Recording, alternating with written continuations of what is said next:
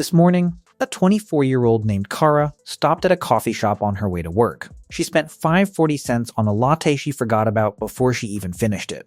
That same afternoon, she told her coworker she couldn't afford to invest yet.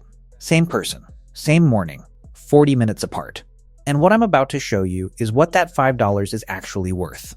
Not the coffee, the other version of that $5. The one that doesn't get spent. The number is going to feel fictional. It isn't. My name is Nick, and I've spent an embarrassing amount of time doing math that most people find deeply inconvenient. If you've ever told yourself you don't make enough to invest, or that the amount you could put away right now is too small to matter, this video is about to make that excuse extremely expensive to hold on to. Hit subscribe, because by the end of this, you're going to understand something about small amounts of money that most people never figure out until it's genuinely too late to do anything about it. Okay, let's establish one thing before we touch any numbers. The reason nobody shows you this math isn't because it's complicated. It's because it's uncomfortable. It forces you to look at completely ordinary daily spending and realize it has an extraordinary hidden price tag. Not the price on the receipt, the price of what that money could have become instead. That second price is the one nobody puts on the menu. And it is the number that changes everything once you see it. So let's see it. $5 a day. That's $150 a month. $1,825 a year.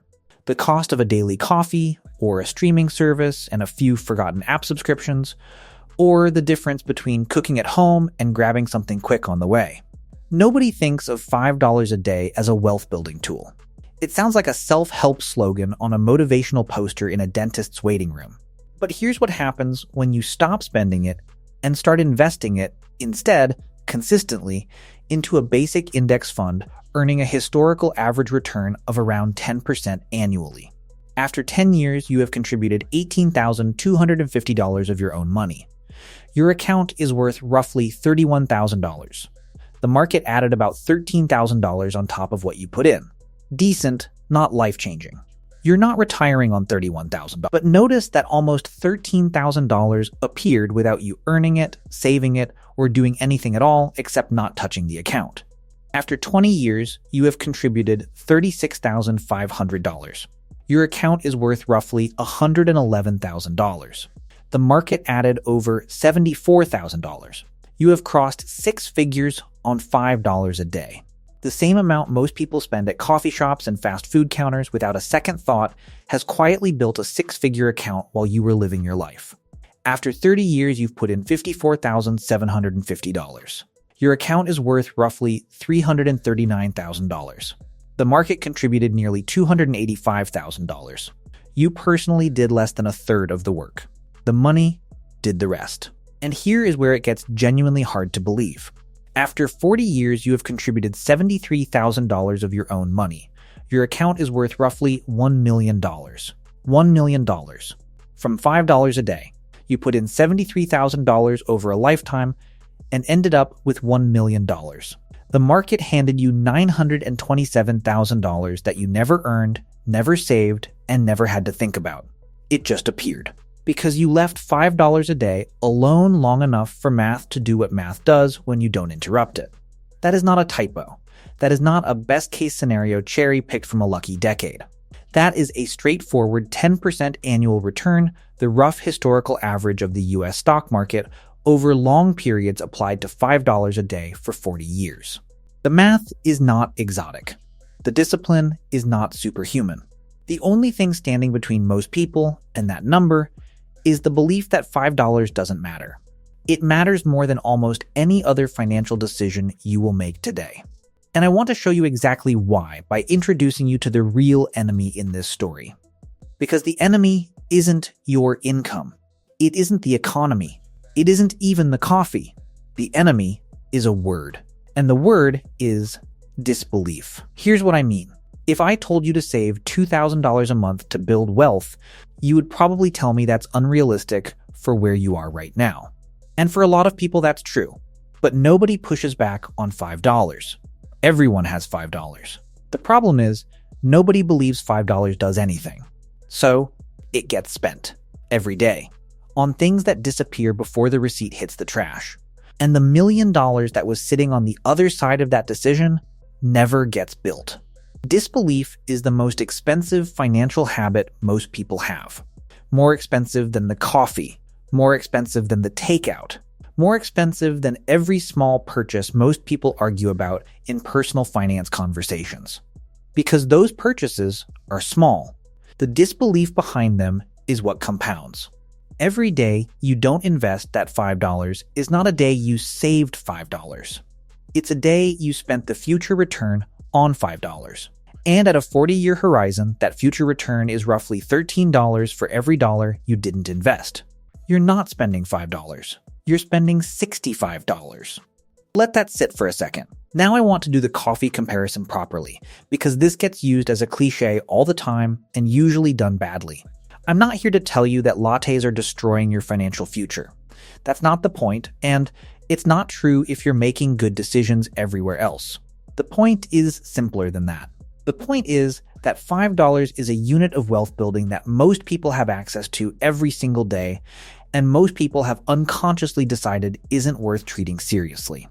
Whether that $5 comes from skipping a coffee, or finding it in a subscription you forgot about, or just being slightly more deliberate about one small daily decision, is completely up to you. The source of the $5 is irrelevant. What you do with it is everything. And here's where it gets even more interesting. Because $5 a day is just the floor. Let me show you what happens when you take the same logic and apply slightly more to it. $10 a day, $300 a month, the cost of a gym membership and a few lunches out. Over 40 years at 10%, that becomes roughly $2 million. $2 million from $10 a day. Your own contributions over 40 years total $146,000. The market built the other $1,854,000. $20 a day. $600 a month. One car payment for a lot of people.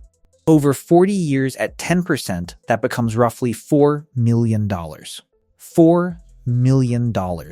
From an amount that most households spend on a vehicle they'll trade in within 5 years for another vehicle and another payment and another 40 years of lost compounding. I'm not saying don't have a car. I'm saying look at what daily amounts become when you leave them alone for long enough. The math doesn't care what the money was earmarked for. It just grows. Or it doesn't, entirely depending on whether you invest it or spend it. Now let's talk about what you actually do with this information today. Not next month. Not when you get a raise. Today, because as we established in the $100 video, every day you wait is not a day you delayed starting. It's a day of compounding that never happens. And at a 40-year horizon, you cannot get those days back. Step 1. Find your $5. This should take about 4 minutes. Open your bank statement from the last 30 days and look at transactions under $10. Every single one. You are looking for the spending that happens on autopilot, the purchase you made and forgot by the time you got home, the subscription that renews quietly every month for something you haven't opened since winter, the drive-through stop that felt like nothing at the time. Pick one. That's your $5. Step 2. Open an investment account if you don't already have one. If your employer offers a 401k with any matching contribution, that is your first stop. An employer match is an instant 50% to 100% return on your contribution before the market does a single thing. There is no investment on earth that guarantees that on day one. After capturing the full match, open a Roth IRA. You contribute money you've already paid taxes on, and every dollar of growth inside that account is yours forever tax-free when you withdraw in retirement. You are planting a tree today that the government has agreed never to tax the fruit of. Step 3. Pick a simple index fund and stop there. Total Market Index Fund. S&P 500 Index Fund. Low fees. Broad diversification. Historical returns in the range we've been discussing. You do not need to research further than this.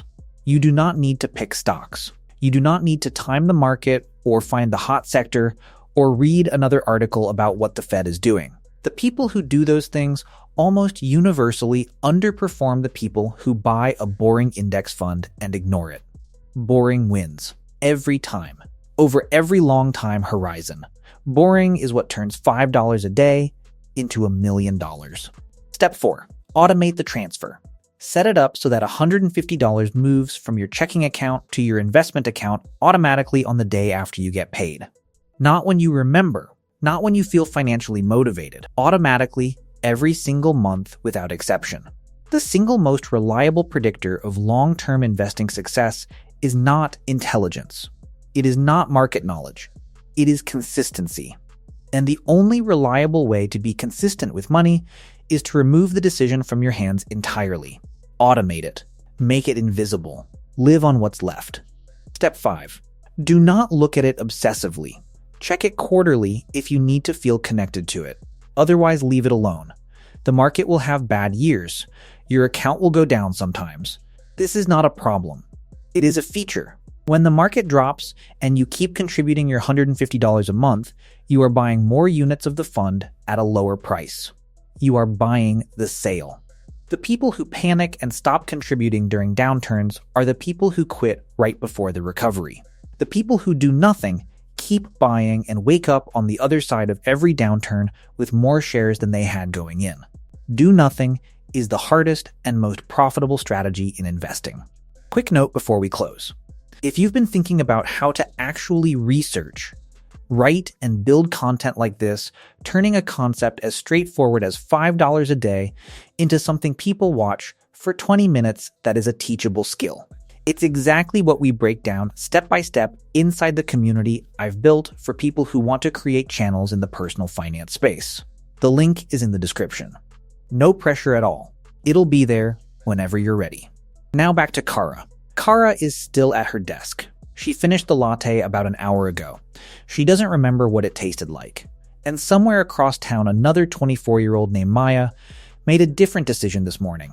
She didn't skip the coffee because she's more disciplined than Kara. She just set up an automatic transfer 6 months ago for $150 a month and forgot about it. This morning, she also grabbed a coffee. She also spent $5.40. The difference between Kara and Maya isn't the coffee. It's the automatic transfer that Maya set up on a Tuesday afternoon 6 months ago that she hasn't thought about since. In 40 years, Maya's account will be worth roughly $1 million. In 40 years, Kara's account will be worth whatever she decides to build starting today, because the only thing that separates them right now is not income, not discipline, not financial knowledge. It's the decision Kara hasn't made yet.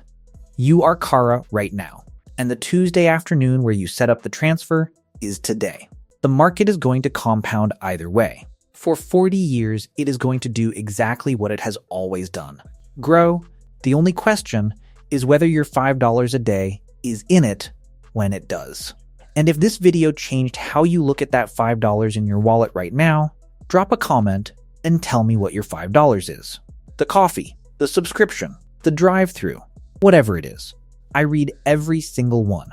And if you want to see what happens to that money once it starts building momentum, the moment your account crosses a threshold that changes how money actually feels, that video is right there on the screen. Go watch that one next. I'll see you in it. One last thing, and I always mean it. I'm not a financial advisor, and none of this is financial advice. These are just numbers I wish someone had made feel real for me a long time ago. Take what's useful. Do something with it today.